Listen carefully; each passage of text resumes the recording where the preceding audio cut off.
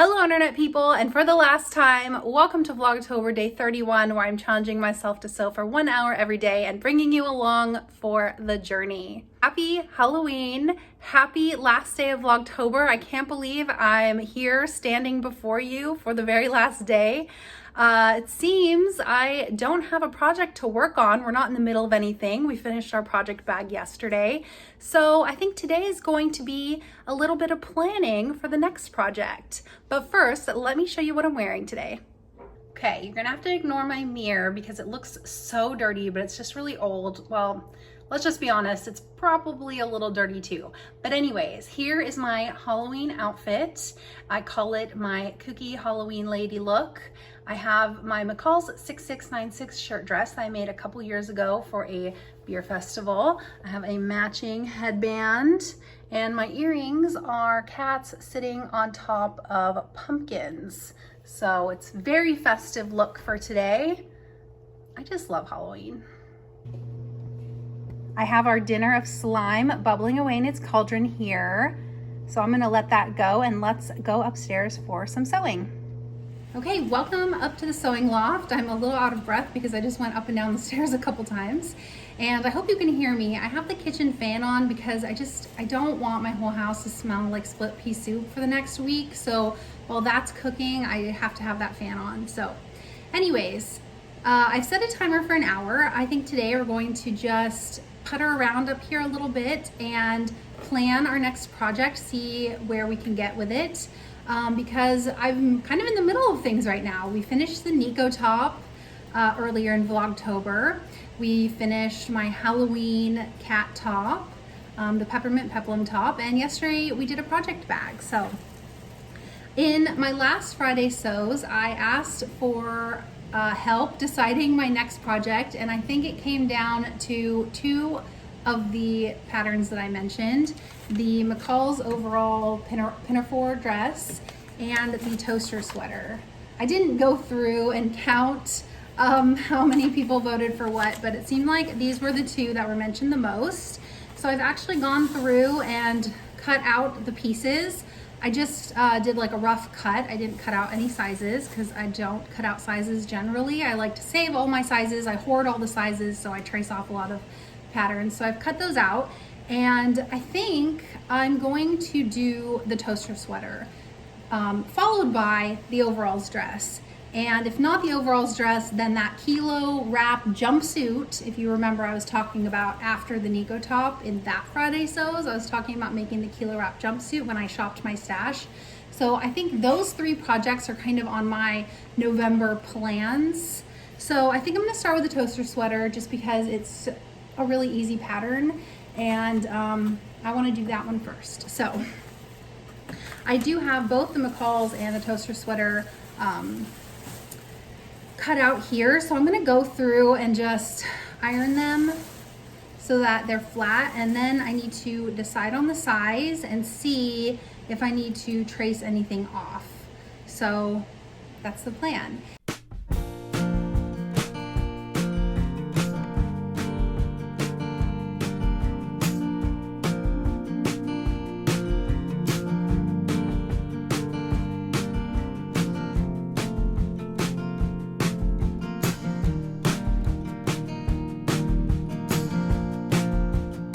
Okay, I've got everything ironed out for both patterns. Now I'm just going to take a look at the toaster sweater size chart and decide what size to make. Now I've made this version before, and I'm planning on making this version out of a quilted stretch knit, ivory colored. So I think it'll be a really pretty winter white sweater to wear. Now when I made this version, I decided that I definitely needed a forward shoulder adjustment. So I don't know if I'll also need that for this version. Since it's a raglan sleeve, I feel like there may be some give in it, but if you've made both or either of them, what do you think? If I needed a forward shoulder adjustment in this one, do you think I need it in this one?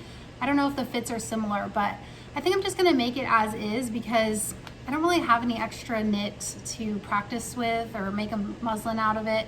So I think I'll just, I think a knit will be forgiving enough that I don't have to that even if I need a forward shoulder adjustment, it won't be like a make or break situation. So Anyways, my bust is measuring 42, so it looks like that puts me in the extra large category, the 41 to 43 inch bust. So extra large it is. I think that is what I made in the other one. Now the pattern goes up to an XXL, so I think that means that I'm going to trace it off. And the reason why I trace it off is because when I'm cutting knits, I don't like to use a tracing wheel and a paper, because I feel like the knits shift so easily, and so having a clean edge that I can just use my rotary cutter around the pattern instead of tracing it off is much more successful in my experience. And also because, like I said, I like to hoard my sizes and I don't like to cut off any of the sizes on the pattern. So trace it we will. So the next step here would be to trace a pattern. All my tracing stuff is downstairs. My husband's currently in the kitchen, so I can't use the counter at this point. I could trace on the window, but it's starting to get dark, and so that's not gonna work. I could set up a table, but I don't really feel very invested in that right now. You know what? I think I'm just gonna call it. It only took me, it took me 15 minutes to iron out those pattern pieces. So I guess technically I still have 45 more minutes. I could spend 45 minutes probably cleaning this place up from the last couple projects, but actually let's chit chat about Vlogtober, and then maybe I'll do a little bit of cleaning and save starting any projects for November, which is tomorrow. Okay, I decided to come down to the floor for this little chit chat because, I feel the safest amongst my chaos, my boxes, under my ironing board, with my fabric. It's a nice, safe place. So anyways, I just wanted to do a quick recap of Vlogtober and my thoughts about it. First off, I just want to thank you so much for watching my channel, for commenting on my videos, for supporting my channel. I have loved every minute of chatting with you guys in the comments. I oftentimes sit there, I call it replying to my correspondence. That's what I tell my husband. I say, I have to reply to my correspondence now. And I sit there, and a lot of times I smile, I laugh out loud. I really, really enjoy connecting with you. So from the bottom of my heart, thank you so much for all of your support and for joining me on my sewing journey.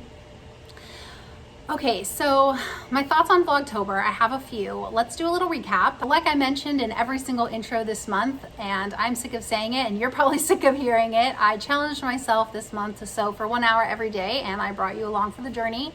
I managed to make 18 videos in 31 days. This is the 18th video. It's just about one every 2 days, a little bit more.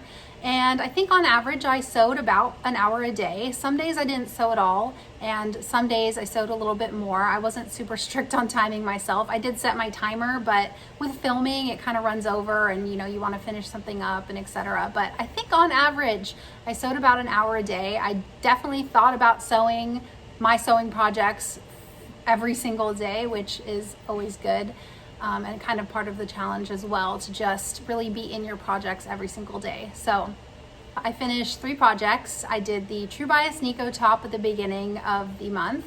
I did the Peppermint Peplum top with 2 muslins for my Halloween top, and I did a little project bag yesterday, a really quick project to finish it off. So let's see, I did those 3 projects. There's a siren coming, I can hear it. So I think that all in all, there's been some pros and cons to sewing for an hour a day. On the pro side, it does let you be in your projects every single day. Prior to this challenge, I would sew just on weekends for big chunks of time, and I didn't really think. I did think about sewing, and I thought about my projects through the week, but it was much more on the back burner. Whereas every single day I made it a priority to do something for my projects, cut out, make a muslin, sew, whatever. And so I think, it really helped accomplish that. Something I didn't really talk about this month was I had a lot of doctor's appointments. I had maybe about I think about 10 doctor's appointments. And I think for me, when I get really busy with appointments and my regular life, you know, my non-sewing life, I put sewing on the back burner and I won't think about it, and I'll get very caught up in just being busy. And it was definitely a good thing for me this month to have this as an anchor, to get up here, sew every day, film it, chat with you, just be in a sewing space all the time. Pretty much all the time. And so I think that was really positive. On the other hand, sewing for an hour a day, it's not a lot of time, and it takes time to get in the zone of sewing. And so sometimes it feels like by the time you get in the zone, your hour's up. And you know, I did only accomplish 3 things, and that only 2 of those were garments and 1 was just, you know, a quick project bag. So I did only complete 2 things. And I think a lot of times when you're on YouTube and you're hanging around on Instagram, you see people who are putting out a garment a week, 2 garments a week, 4 garments a month, you know, a lot of garments. And so you feel like it's a slower pace. It's a slower pace to sew for an hour a day, but it gets you up here. So if you're very busy, if you don't have a lot of time, it's better than nothing. So I don't know, those are my general thoughts about it. I'm not gonna ramble on for too long. I think, you know, if you're really busy and you can't find time to sew, getting up here for 30 minutes, for an hour is better than nothing. If you have tons of time to sew, don't hold yourself back with an hour. You should just sew as much as you can and, you know, to your heart's content. So I think that's pretty much all I have to say about it.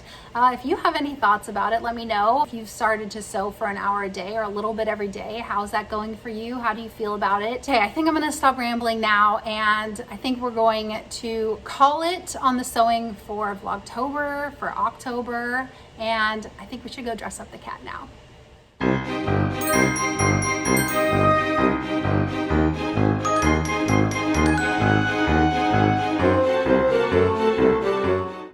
Here is my traditional Halloween meal. I've been making it for about 11 years now in some form or another around Halloween time. We have slime, aka split pea soup, eyeballs, aka pimento stuffed olives in puff pastry, and witch's fingers, aka green beans with garlic. And I started off Vlogtober with an Elysian Night Owl pumpkin beer, and I'm going to finish Vlogtober with an Elysian's Night Owl pumpkin beer.